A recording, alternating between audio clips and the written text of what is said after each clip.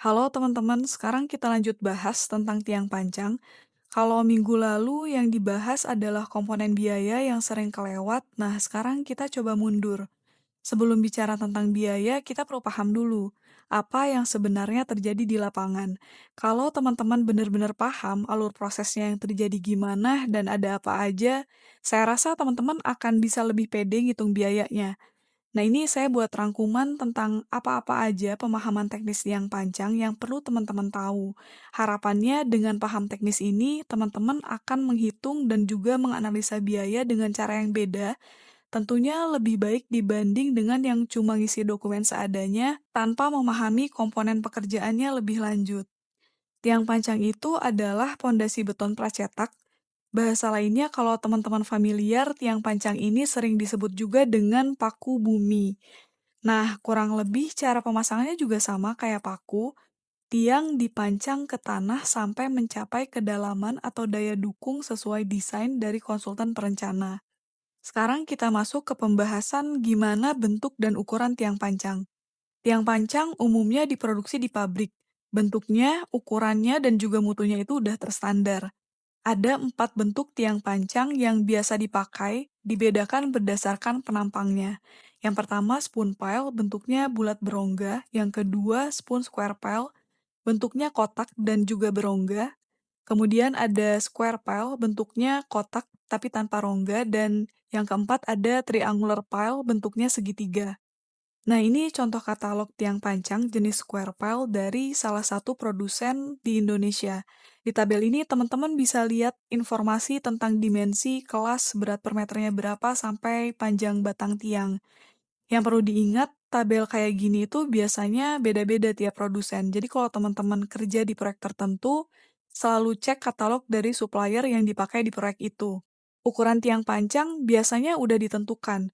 Di gambar pasti ada informasi bentuknya apa dan ukurannya berapa, tapi biasanya nggak ada informasi panjang batang tiang. Nah, yang menentukan pemesanan berapa panjang tiangnya itu adalah kontraktor. Gimana cara memilih panjang tiang pancang? Perlu berapa segmen atau maksudnya perlu berapa batang tiang per satu titik pancang? Setiap ukuran tiang punya panjang maksimal per batangnya. Kita lihat lagi di tabel tiang persegi yang ukurannya 40 kali 40 cm misalnya untuk kelas A, panjangnya yaitu sekitar 6-14 meter per batangnya. Artinya kalau kedalaman pondasi berkisar antara 6-14 meter, butuh satu batang aja. Tapi kalau kedalaman pondasi lebih dari 14 meter, maka satu titiknya itu butuh lebih dari satu batang. Kalau butuh dua batang atau lebih, nanti tiangnya disambung pakai material yang namanya joint plate. Nah, biasanya material ini dari plat baja dan nantinya penyambungannya dilakukan dengan pengelasan. Ini ada beberapa tipe segmen tiang yang membedakannya dari tata letak si joint plate tadi. Kita perhatikan satu persatu, di sini ada single pile, tidak ada joint plate. Single pile ini digunakan kalau satu titik pancang hanya butuh satu batang. Nggak ada joint plate berarti nggak butuh penyambungan. Kemudian ada bottom pile, posisi tiang yang terbawah, joint plate-nya ada di sisi atas tiang. Kemudian ada middle pile, tiang yang berada di tengah, artinya kalau pakai jenis middle pile ini setidaknya di satu titik pancang akan butuh 3 batang. Jadi nanti di bawah maupun di bagian atas middle pile ini ada tiang lainnya. Dan yang terakhir ada upper pile, tiang yang dipancang di posisi paling atas. Kita lihat 3 kasus ini. Kasus 1 kedalaman 6-14 meter. Cukup satu batang, satu single pile tanpa joint plate. Kasus 2 kedalaman 20 meter. Butuh 2 batang, satu upper pile, satu bottom pile, lalu disambung dengan satu set joint plate. Yang kasus 3 kedalaman 30 meter. Butuh 3 batang, satu upper pile, satu middle pile, satu bottom pile dengan 2 set joint plate. Teman-teman bisa lihat polanya, setiap tambahan segmen berarti terjadi penambahan joint plate. Kesalahan dalam menentukan jumlah segmen ini bisa menyebabkan kekurangan atau kelebihan biaya. Jadi saat melihat satu titik pancang, jangan hanya menghitung jumlah titiknya aja. Pikirkan juga berapa segmen yang dibutuhkan. Jangan asumsikan setiap satu titik pondasi itu selalu hanya butuh satu batang.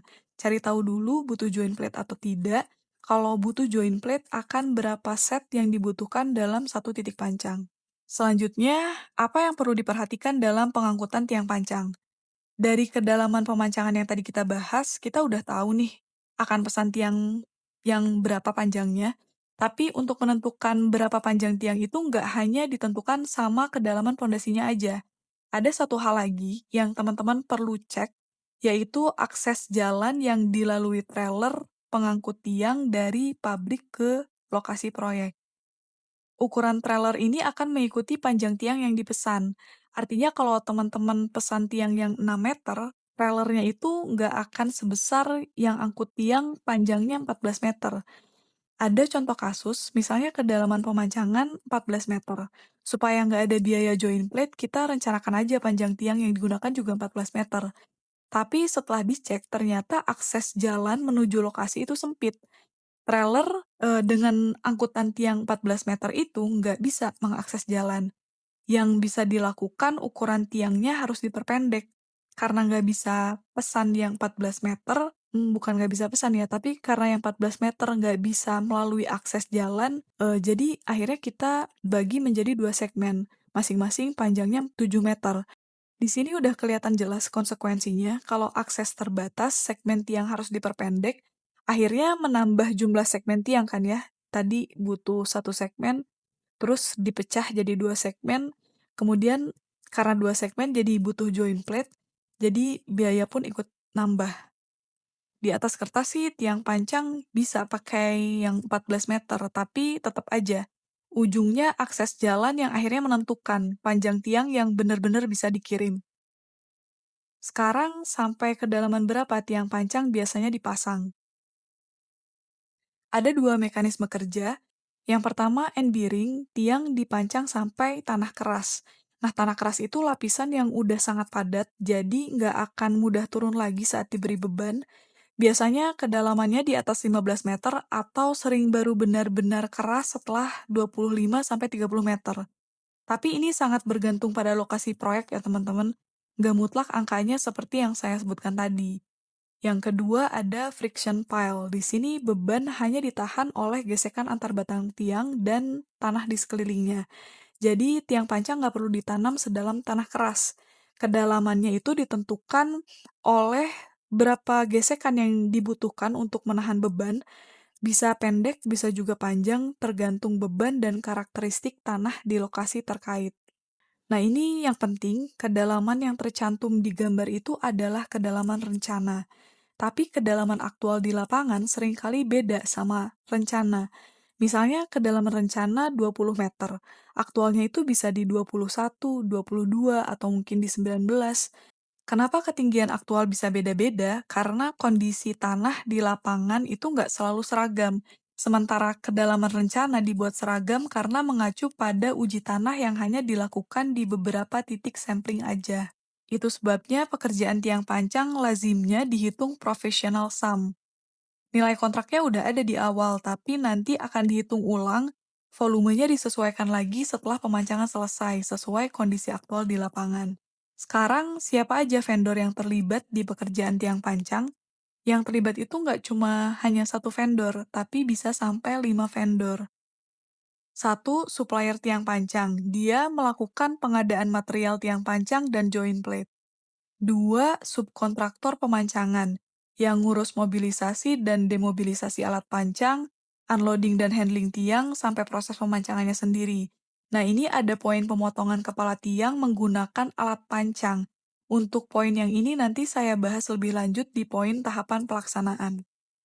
Tiga, vendor pengujian, yang melaksanakan pengujian tiang pancang setelah pemancangan selesai, untuk memastikan daya dukung pondasi sesuai dengan desain. Kemudian keempat ada tim struktur yang melakukan bobokan kepala tiang. Terakhir, 5 vendor pembuangan material sisa. Nah, ini yang paling jarang tercantum di BOQ, meskipun sebenarnya angkanya nggak terlalu signifikan. Biayanya juga kadang nggak kerasa, karena biasanya buangan bekas bobokan tiang ini digabungkan sama pembuangan tanah bekas galian. Tapi tetap aja ya, meskipun nggak signifikan, biayanya tetap ada. Nah, memahami seluruh pihak yang terlibat ini bisa ngebantu teman-teman biar estimasi biayanya lebih lengkap dan akurat. Kalau melewatkan satu vendor berarti melewatkan satu komponen biaya dari RAB juga. Selanjutnya, apa jenis metode pemancangan tiang pancang? Secara umum, metode pemancangan terbagi dua. Ada metode pukul menggunakan diesel hammer atau hydraulic hammer, dan ada metode tekan menggunakan hydraulic static pile driver atau HSPD. Ada sedikit catatan, hammer sama HSPD ini alat untuk memancang tiang kan ya. Nah, selain memancang, ada perlu juga alat untuk angkat-angkut atau pemindahan material tiang pancang itu sendiri. Kalau pemancangannya pakai HSPD, pemindahan tiang pancang biasanya dilakukan sama alat HSPD itu. Tapi kalau misalnya pakai hammer, alatnya nggak bisa sambil melakukan pemindahan material. Jadi perlu alat kren tambahan. Satu hal lagi, pekerjaan mana yang didahulukan, tiang pancang atau galian basement? Kita bisa lihat dari foto, alat pancang itu besar dan juga berat. Supaya nggak ada batasan ruang gerak dan hasil pekerjaan bisa optimal, umumnya pelaksanaan tiang pancang didahulukan sebelum galian basement. Ini saya bilang umumnya ya teman-teman karena bukan aturan mutlak, tergantung juga sama kondisi proyek masing-masing. Dengan kita paham ada apa aja metode pemancangan, pemilihan metode ini akan menentukan alat, cara handling, dan juga kecepatan kerja. Ujungnya ini akan menentukan angka di RAP. Jadi, metode bukan cuma keputusan teknis di lapangan, ini juga keputusan yang berdampak langsung ke biaya proyek. Oke, sekarang kita masuk ke bagian terakhir, yaitu bagaimana alur pelaksanaan pekerjaan tiang pancang dari awal sampai selesai. Yang pertama, pengadaan material. Kita melakukan penerbitan purchase order atau PO dulu kepada supplier tiang pancang. Di sini harus udah ada data segmen tiangnya. Pilih yang single, bottom, atau upper, berapa panjangnya dan berapa jumlah masing-masing per segmennya. Kalau bisa, langsung infoin juga ke suppliernya jadwal pengiriman yang mana dulu dan berapa kali kirim. Nah, perencanaan pengiriman ini disesuaikan sama jadwal rencana pemancangan di lapangan dan ketersediaan area stockyard. Siapa tahu stockyardnya sempit, nggak bisa nampung banyak material, jadi pengirimannya di-request dilakukan per beberapa waktu tertentu. Yang kedua, mobilisasi alat pancang. Sebelum material datang, subkon pemancangan melakukan proses pendatangan alat pancang dari equipment yard ke lokasi proyek. Dibikin jadwal yang akurat kalau bisa dan harus mungkin ya, supaya saat alat datang dan beres setting nggak jauh dari situ material datang, jadi alat bisa langsung kerja dan nggak nganggur. Seperti yang udah kita bahas, kalau alat nganggur, nanti subkon pancang ngecharge biaya idle alat, karena alatnya nganggur bukan karena kesalahannya mereka. Yang ketiga, pengiriman tiang pancang. Sambil proses mobilisasi alat pancang, pengiriman material tiang pancang yang pertama kali juga disiapkan. Pengiriman dilakukan dari lokasi fabrikasi, dikirim ke lokasi proyek menggunakan trailer oleh supplier tiang pancang. Yang keempat, unloading dan handling. Supplier nganter tiang pancang hanya sampai ke depan proyek. Lanjut di unloading sama subkon pancang. Material dipindahkan dari trailer ke stockyard. Nah, saat pemancangan mau mulai, handling tiang pancang dilakukan juga sama subkon pancang dari stockyard ke lokasi titik pemancangan.